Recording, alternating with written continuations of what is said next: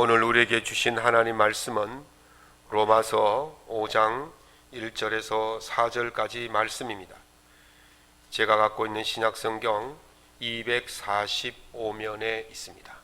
신약성경 로마서 5장 1절에서 4절까지 말씀을 우리 함께 낭독하겠습니다. 그러므로 우리가 믿음으로 의롭다 하심을 받았으니 우리 주 예수 그리스도로 말미암아 하나님과 화평을 누리자. 또한 그로 말미암아 우리가 믿음으로 서 있는 이 은혜에 들어감을 얻었으며 하나님의 영광을 바라고 즐거워하느니라. 다만 이뿐 아니라 우리가 환난 중에도 즐거워하나니 이는 환난은 인내를, 인내는 연단을, 연단은 소망을 이룬 줄 알미로다. 아멘. 2020년 마지막 주일을 하나님께 드립니다. 예배를 통해서 하나님께서 기뻐하시고 예배드리는 모든 성도들에게 크신 은혜와 사랑을 다하여 주실 줄로 믿습니다. 특별히 비대면으로 가정에서 영상으로 예배드리는 모든 성도들 하나님께서 국리를 이기시고 은혜를 베풀어 주실 줄로 믿습니다. 오늘 본문 말씀을 가지고 소망으로 잘 버티셨습니다 라는 제목으로 하나님의 은혜의 말씀을 함께 나누고자 합니다.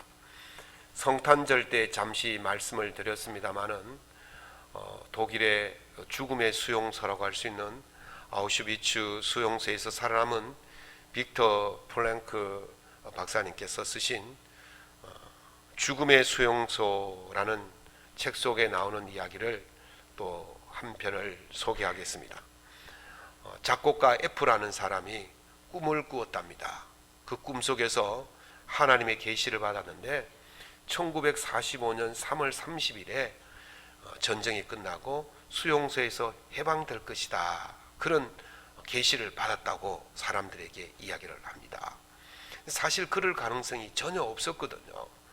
그럼에도 불구하고 이 사람은 그것이 하나님께서 주신 계시다 생각하고 믿고 소망 가운데 버텼어요. 그런데 점점 그 3월 30일이 다가옴에도 불구하고 전쟁이 끝날 것 같지 않고 수용소에서 해방될 수 있는 그런 기미가 전혀 보이지 않는 거예요. 이 사람이 시름시름 앓다가 3월 29일 날 장티푸스를 앓고는 급기야 3월 29일 날 죽고 말았습니다. 자기가 약속했던 3월 30일 그 하루를 남기고 죽은 거예요. 그때 빅터 브랭크 박사가 이렇게 말합니다. 그 사람이 병이 들어서 죽은 것이 아니라 소망이 끊어져서 죽은 것이다. 그렇게 말합니다. 점점 다가올수록 점점 새하여지는 거예요. 그 정한 날이 올수록 점점 새하여진 이유가 뭐냐? 기대했던 소망이 이루어질 거라는 그 마음이 없기 때문에 그렇게 약해졌다는 거예요. 1992년 4월부터 1995년 12월까지 3년 6개월 동안 보스니아에서 전쟁이 일어났습니다. 그곳의 지역이 여러 민족들이 함께 어울린 그런 나라였어요. 보스니아계, 세르비아계, 크로아티아계 이렇게 여러 민족이라는데 내전이 일어나니까 이제 힘센 민족이 힘이 약한 민족을 학살하기 시작한 거죠. 그래서 이 보스니아 내전, 보스니아 전쟁이 인종학살 전쟁이다. 그런 오명을 가지게 된 것입니다. 그때 그런 전쟁 가운데 13살 소녀 줄라타라는 그 어린아이가 일기를 썼어요. 그 일기가 공개되면서 많은 세계 사람들에게 반향을 일으키고 참 안타까워하는 마음을 주었던 그 내용이 있어요. 그 일기 보니까 이런 내용이 있습니다. 그 전쟁 가운데서도 아이들이 학교는 갔잖아요. 학교를 가는데 학교에 가면 아이들이 꼬닥꼬닥 존다는 거예요. 그리고 왜 조는가 봤더니 걔들이 잠을 못 자서 조는 게 아니고 배가 고파서 조는 거예요. 너무 배가 고프니까 이게 조는 게 아니고 그냥 자버라지는 거죠.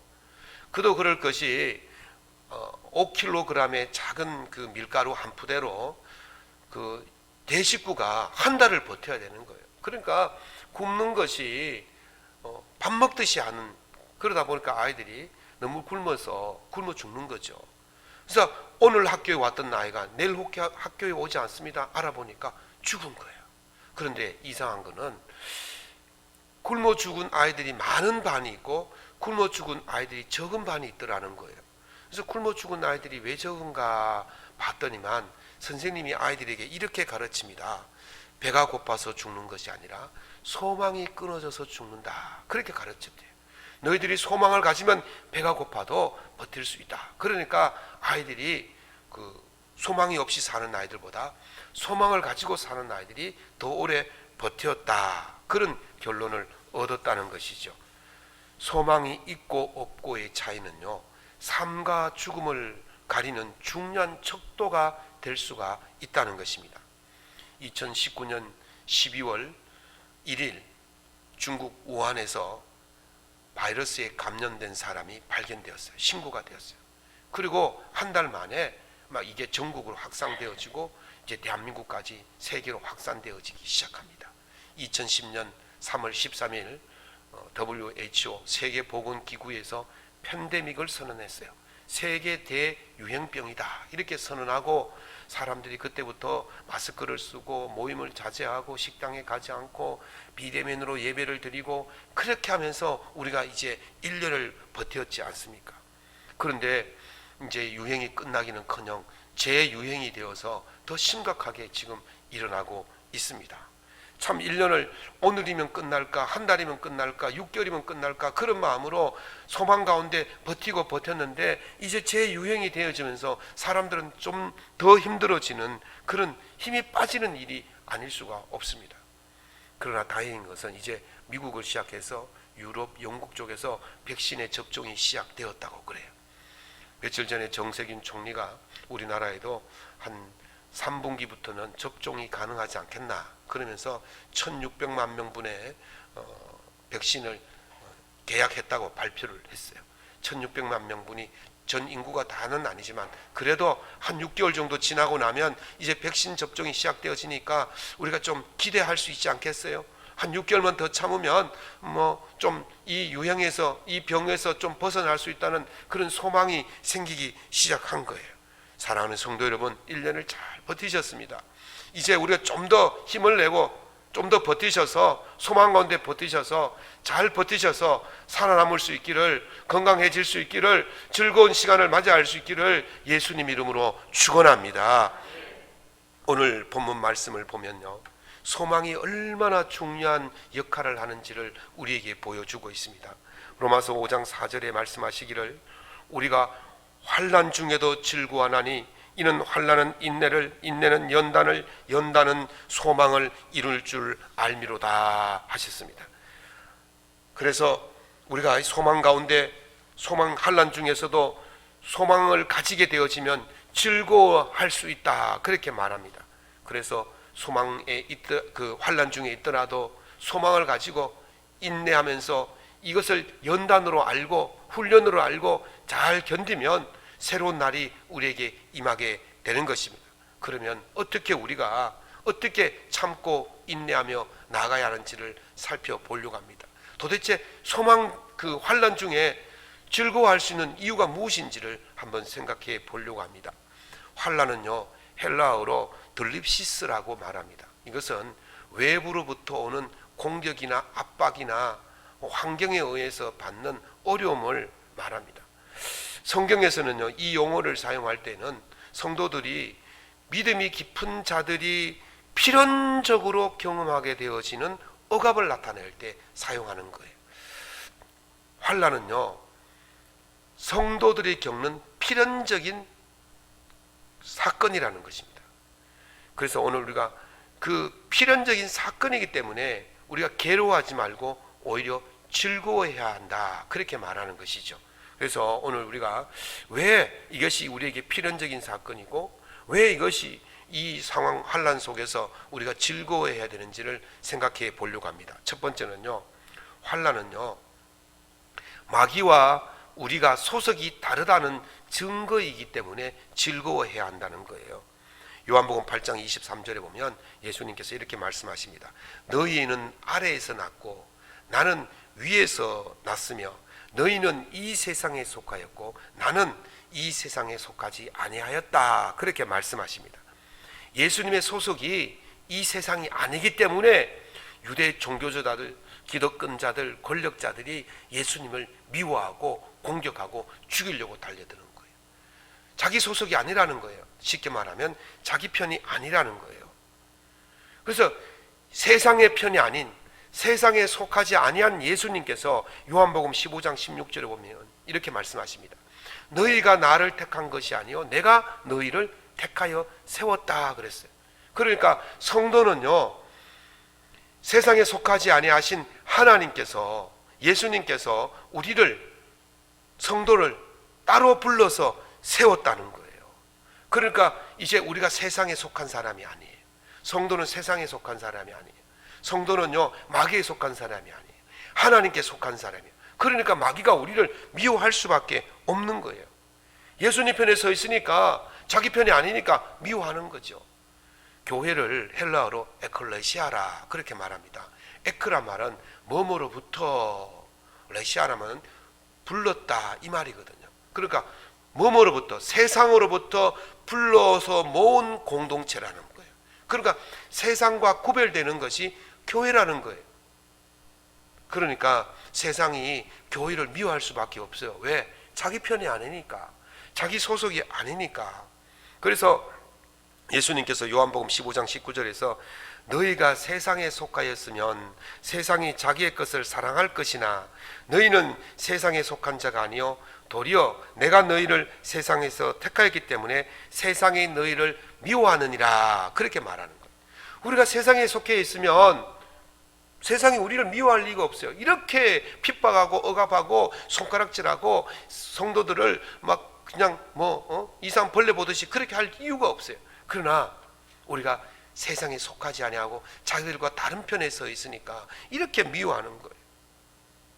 예수님을 미워하듯이 예수님 편에 선 우리는 당연히 세상으로부터 미움을 받을 수밖에 없는 것입니다.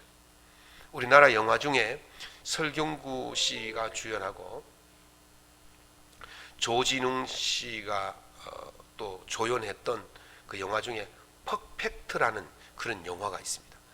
이 설경구 주인공 설경구가 이제 그 병이 들어서 시한부 인생을 살게 되어집니다. 돈은 많아요. 자기 이제 움직일 수가 없어. 휠체어를 타고 다녀야 되는데 죽기 이제 한 2달 동안 자기를 마지막까지 돌봐줄 사람을 찾았어요. 그에게 돈을 주겠다고. 그랬더니 이 조진웅이가 이제 자기가 하겠다고 자원을 하는데 이 조진웅의 출신이 뭐냐? 조폭 출신이에요. 감옥에서 나온 지 얼마 안 돼요. 돈 준다 그러니까 이제 갖는 거죠. 그래서 한 2달 동안 이제 돈 생각만 하면서 이제 이 사람을 돌보고 같이 다니는 거죠. 그러다가 이 조진웅이가 마음이 변했어요. 야, 이게 뭐 돈이 전부가 아니다. 뭐 이런 생각을 하다가 야, 내가 새 삶을 살아야겠다. 이렇게 하면서 이제 조폭 두목이가 가서 나 이제 조폭 생활 그만하랍니다. 그랬더니 조폭들이 부하들이 막 흠씬 두드려 패는 거예요. 그러면서 그래도 나는 조폭 세계를 떠나겠습니다. 그러니까 그러면 마지막으로 내가 너의 다리를 하나를 못 쓰게 만들겠다. 그러면서 칼로 다리를 확 찔렀죠. 그럴 때 그 옆에 있던 두 번째 두목이 그걸로 부족하다 하면서 칼로 그냥 막 이것저것을 막 찔르는 거예요. 거의 죽을 지경이 되어가지고 그곳에서 벗어납니다. 세상이 자기 편이 아니면요 그냥 죽이기까지 무자비하게 그렇게 공격한다는 거예요. 그러나 이 사람이 뭐가 있습니까? 소망이 있어요. 새 사람이라는 소망이 있으니까 그 죽음의 고통에서 벗어나는 거예요. 죽을지라도 벗어나는 것이죠. 비록 영화가 과장된 부분은 있기는 하지만 자기 편이 아닐 때는요, 자기 편일 때는 건드리지 않습니다. 요즘은 정치권들을 보면 그렇지 않습니까? 여당이고 야당이고 말이죠. 자기 편은 뭐 그저 감쌉니다. 그러나 남의 편은 막 죽일 듯이 덤벼들고 무자비하게 공격하고 말이죠. 이게 막 세상이 그렇다는 거예요. 그게 한편의 모습을 보여주는 거예요. 베드로전서 2장 19절에서 20절에 보면 베드로 사도가 이렇게 말합니다.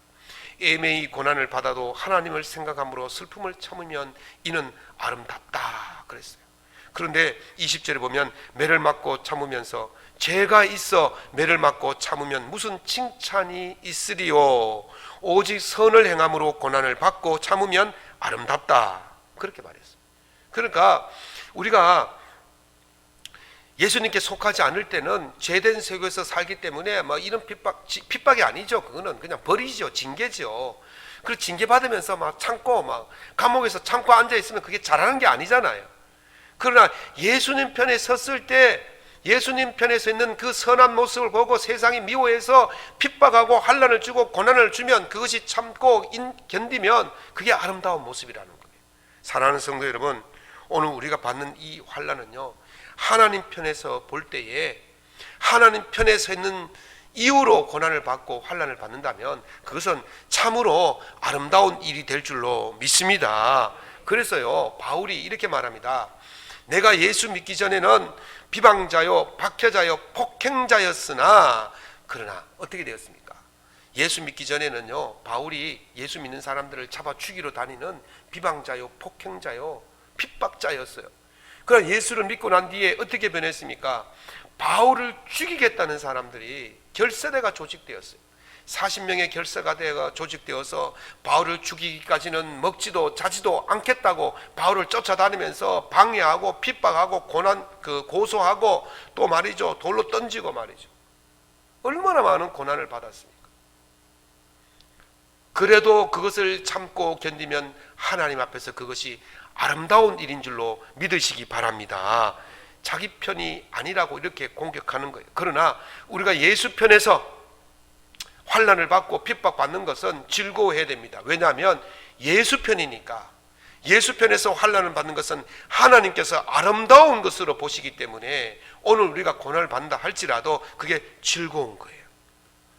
세상이 우리를 핍박하는 강도가 심하면 심할수록, 세상이 우리를 핍박하는 농도가 짙으면 짙을수록 즐거워할 수 있기를 바랍니다. 왜냐하면 점점 더 예수의 사람이 되고 있다는 소리, 점점 더 하나님과 가까워지고 있다는 소리, 점점 더 하나님의 뜻에 맞는 사람으로 살고 있다고 보기 때문에, 예수님과 가까워지고 있기 때문에, 진정한 예수의 제자가 되고 있기 때문에, 진정한 하나님의 백성이 되고 있기 때문에 우리가 즐거워할 수 있는 거예요.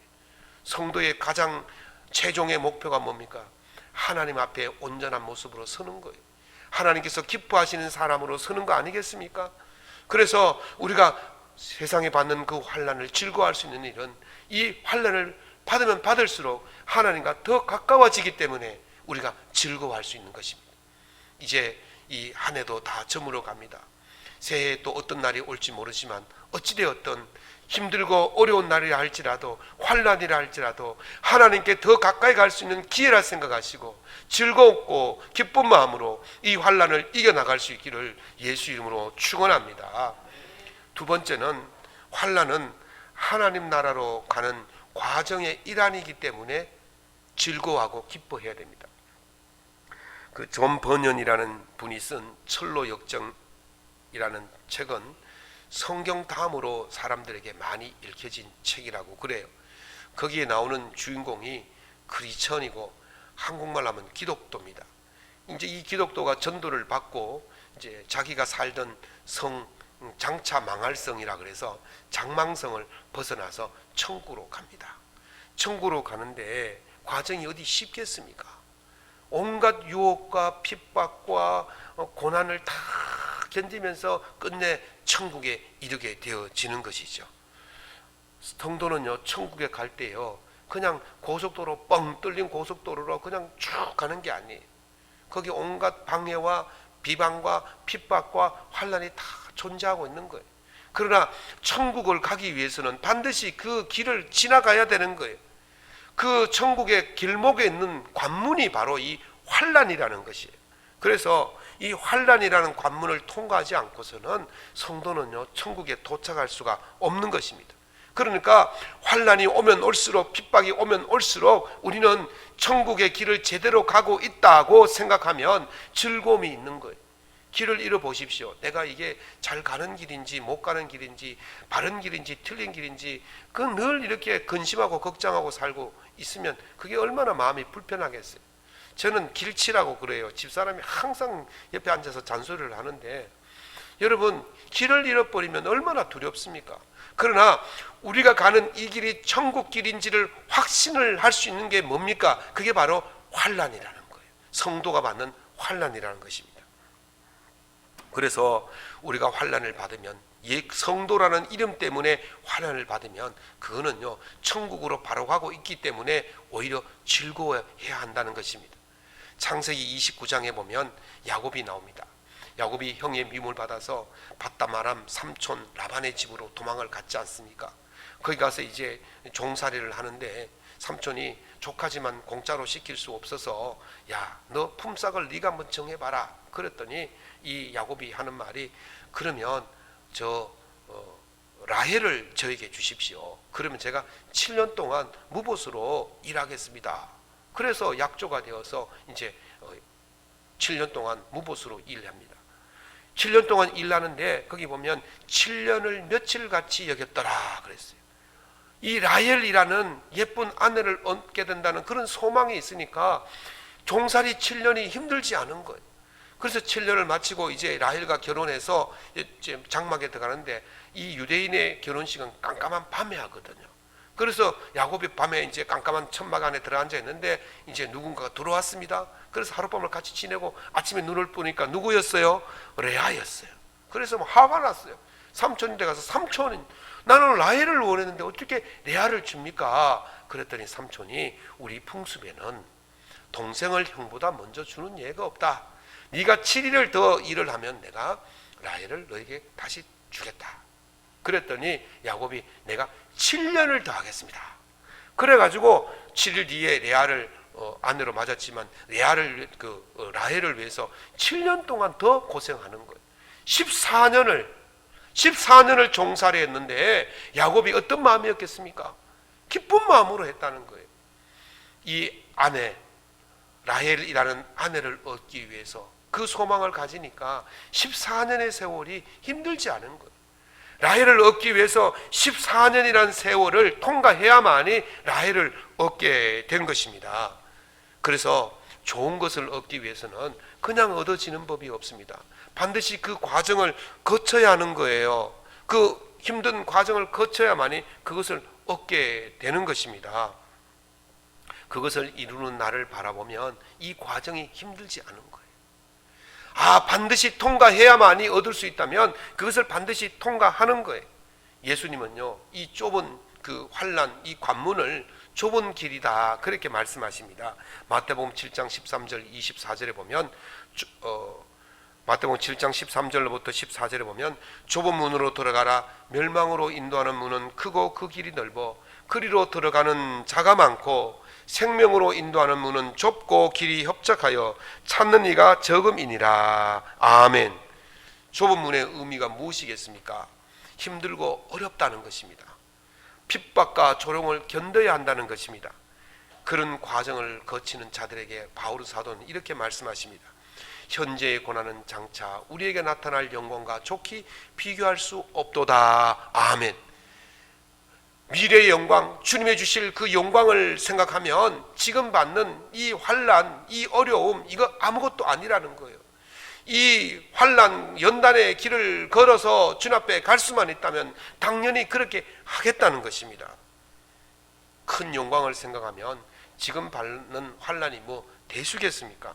그러므로 천국의 영광을 얻기 위한 과정이라고 생각한다면 오늘 우리가 걷는 예수님 때문에 받는 이 환난의 길 결코 실망스러운 일이 아닐 줄로 믿습니다. 그래서 우리가 환난 속에서 즐거워하고 이 길을 걸어가야 될 줄로 믿습니다. 사랑하는 성도 여러분, 지금 여러분이 예수님 믿는 일 때문에 환난을 받는 것이라면 즐거워할 수 있기를 바랍니다. 그리스도인으로 산다는 것은요, 예나 지금이나 많은 것을 포기해야 합니다. 그럼에도 그 길을 갈 수 있는 것은 우리가 왕의 초대를 받고 가는 길이잖아요.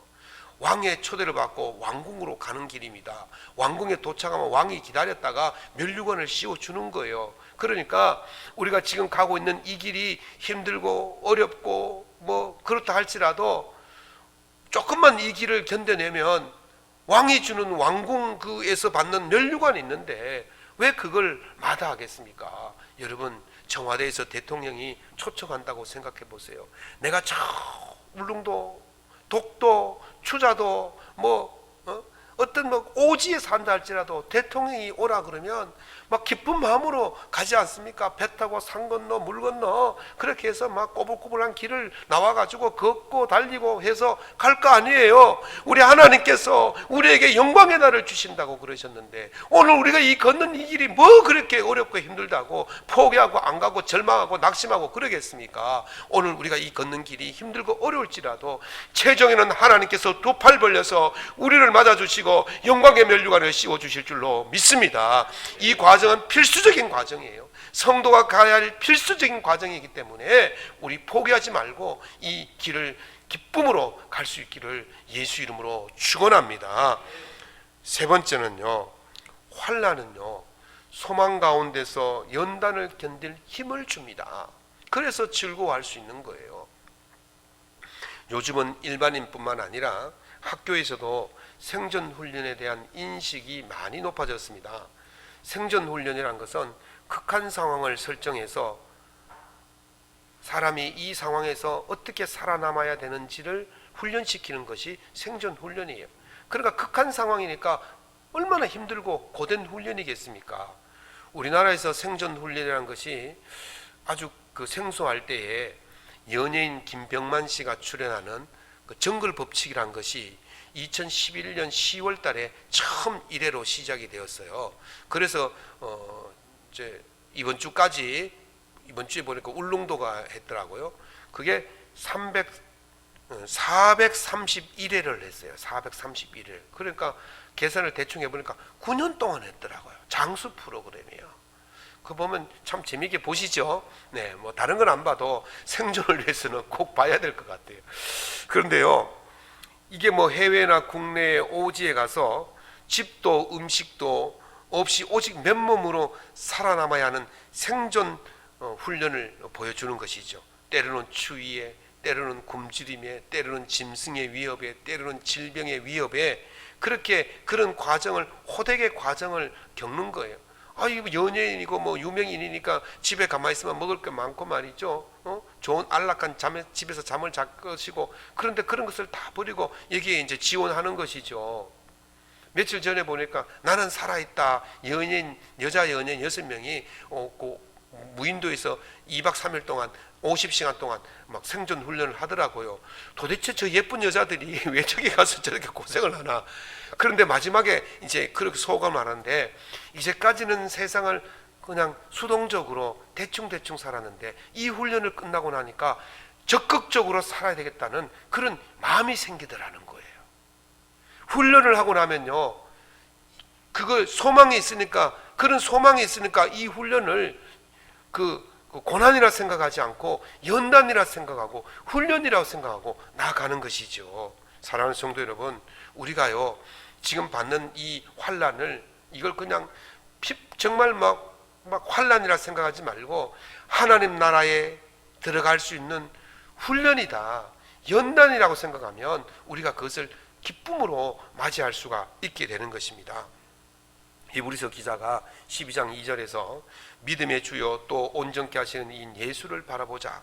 그는 그의 앞에 있는 기쁨을 위하여 십자가를 참으사 부끄러움을 개의치 아니하시더니 하나님 보좌 우편에 앉아 계시니라 그랬어요. 예수님께서 무엇을 바라보았습니까? 하나님 보좌를 바라보았어요.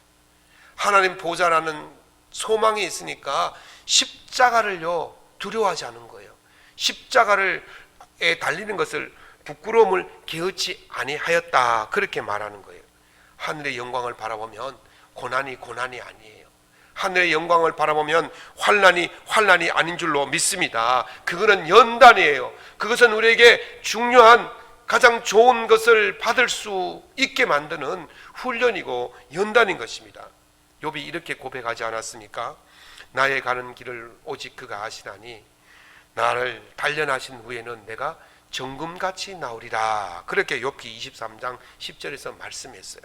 욥이 지금 보십시오. 얼마나 험악한 일을 당하고 있습니까? 자녀들이 다 죽었어요.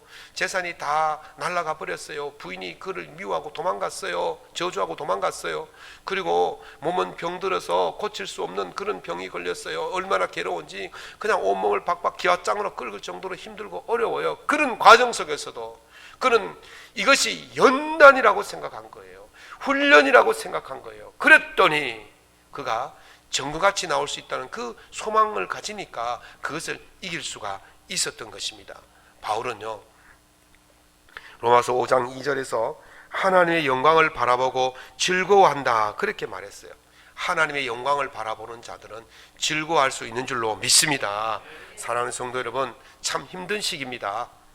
환난은 오히려 이런 시기에 환난을 연단으로 생각하시고 장차 우리에게 주어질 그 영광스러운 그 날들을 생각하시면서 예수 안에서 소망을 가지고 예수님이 주신 소망 가운데서 이 환난을 연단으로 생각하시고 즐겁게 이겨나갈 수 있기를 예수님 이름으로 축원합니다. 말씀을 맺겠습니다. 그 이탈리아 피렌체에 가면 그 당시로서는 세계에서 제일 컸고 지금으로서는 유럽에서 5번째로 큰 피렌체 대성당이 있습니다. 본래 이 성당의 이름은 산타 마리아 델 피오레라는 성당입니다. 산타 마리아 델 피오레라는 성당인데 또 다른 이름이면 피렌체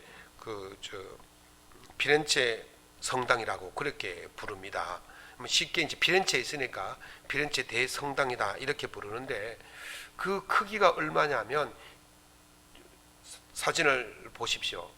사진을 보시면 저게 이제 피렌체 성당이거든요. 저 성당의 길이가 155m예요.